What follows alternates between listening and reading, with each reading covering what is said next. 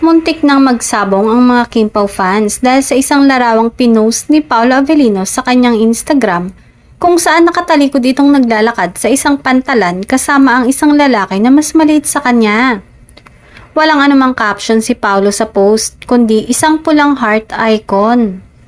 Binigyan kasi agad ng ibang kahulugan ng larawan dahil hindi kasama ni Paolo si Kim Chiu sa larawan kundi ibang tao.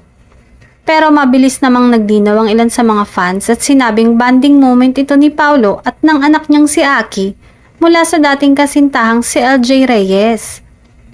Say pa nga ng isang fan, sa ikatatahimik ng Kim Pao, si Kim nagpick niyan kasama si Kim sa bonding. Bagamat hindi naman sigurado ang mga netizen, ipinalagay nilang kasama rin naman sa eksenang ito si Kim.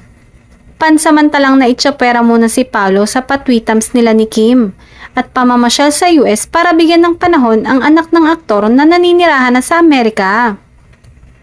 Kumalma at inaprubahan naman ito ng mga netizen na naintindihan ang responsibilidad ni Paolo bilang tatay ng kanyang anak.